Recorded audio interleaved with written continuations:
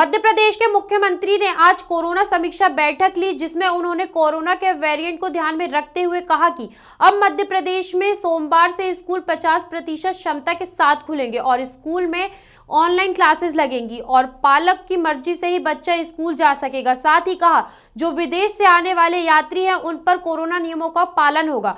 प्रदेश में टीका दर 62.5% है। साथ ही उन्होंने कई और बातें कही। कोरोना के नए वेरिएंट की विदेशों में फैलने की सूचना है।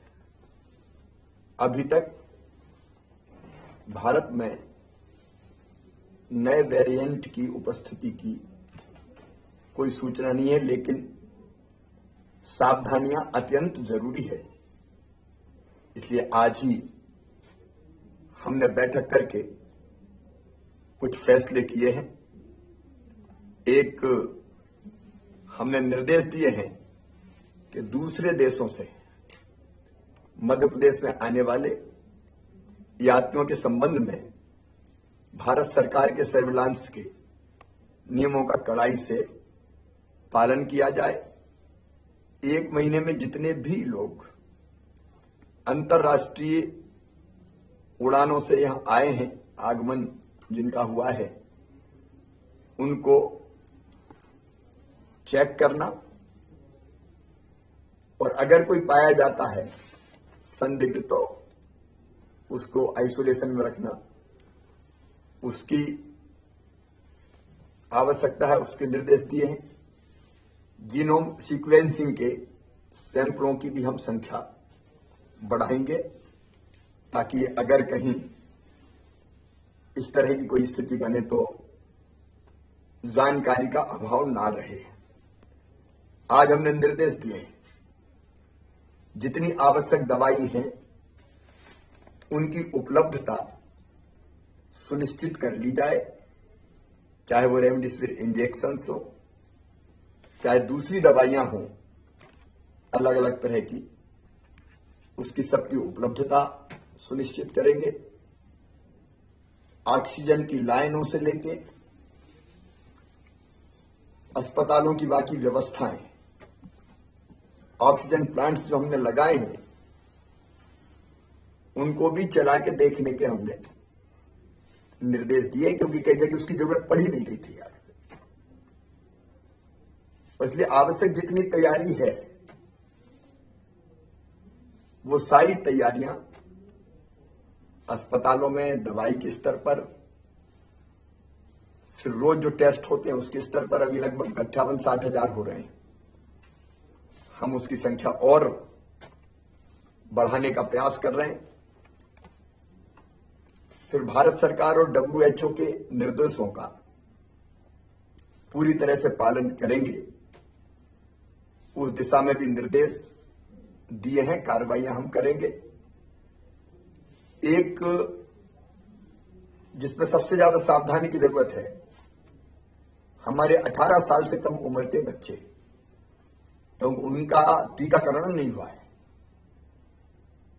और इसलिए हमने तय किया है तत्काल प्रभाव, मतलब कल से, आज तो रविवार है, स्कूल खुलेंगे, लेकिन स्कूल में बच्चों की संख्या 50% होगी। मतलब 6 दिन में से 3 दिन बच्चे पढ़ने स्कूल जाएंगे। 50% कैपेसिटी के कारण 50% एक दिन आएंगे, 50% दूसरे दिन आएंगे। उसके साथ ही स्कूलों को ऑनलाइन क्लासेज चालू करनी पड़ेगी ताकि विकल्प पालकों के पास रहे कि वो अगर बच्चों को स्कूल नहीं भेजना चाहते तो ऑनलाइन पढ़ाई हो जाए। इसलिए विकल्प सामने रहे। पेरेंट्स की इच्छा होगी तो ही बच्चे स्कूल जाएंगे। बिना पेरेंट्स की अनुमति के बच्चे स्कूल नहीं बुलाए जाएंगे। पेरेंट भेजेंगे भी नहीं, लेकिन हम उनकी अनुमति आवश्यक होगी। सेकेंड डोज टीके का लगभग हमारे यहां 62.5% लोगों को लग चुका है। रोज टीके लग रहे हैं, लेकिन 1 तारीख को हमारे टीकाकरण का फिर विशेष अभियान है, महाअभियान। सभी से मैं अपील करता हूं कि पूरी ताकत से जुट के जो शेष बचे हैं सेकंड डोज के लिए या फर्स्ट के लिए भी कोई शेष बच गया है तो उसका टीकाकरण पूरा हो जाए। 29 तारीख को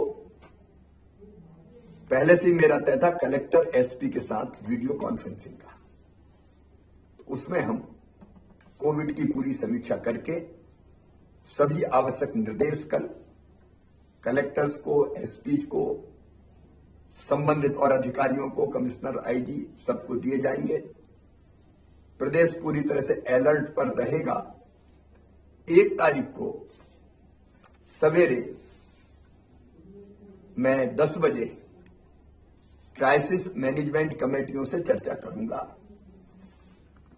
क्राइसिस मैनेजमेंट कमेटी हमारे जिलों की, मंडलों की, ब्लॉक्स की और पंचायतों की, और सबको हम तैयार रखेंगे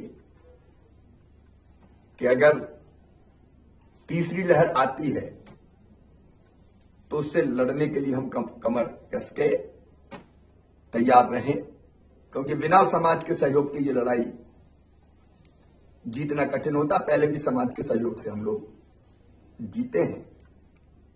मास्क लगाना और दूरी बनाना, अभी हम कार्यक्रमों पर प्रतिबंध नहीं लगा रहे, हम लोग नजर रखे हुए हैं स्थिति पर, वो देखेंगे।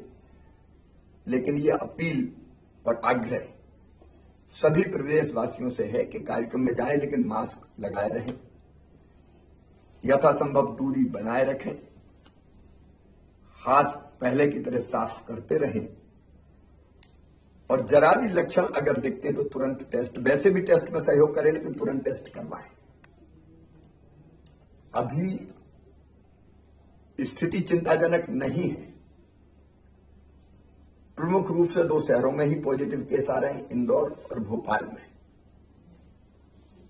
और उनकी संख्या भी ऐसी नहीं है जो आज हमारे मन में डर पैदा करे, लेकिन सावधानी जरूरी है, क्योंकि इंदौर से फिर बाकी जगह मालवा और निमाड़ में और भोपाल से आसपास अगर संक्रमण फैला तो वो फैलता है, और इसलिए कॉन्ट्रैक्ट ट्रेसिंग, जो पॉजिटिव पाए गए उनका पूरा ध्यान कि वो आइसोलेशन में रहे, कॉन्ट्रैक्ट ट्रेसिंग, अस्पताल में जाने की जरूरत है तो अस्पताल ले जाने की व्यवस्था, ये हम सब करेंगे, क्योंकि अफ्रीका में और दुनिया के कई देशों में ये जो नया वेरिएंट है वो और ज्यादा तेजी से फैलता है, ऐसे समाचार आ रहे हैं। इसलिए सावधानी आवश्यक है, और मैं प्रदेशवासियों से अपील करता हूं कि बिल्कुल भी असावधान ना रहें।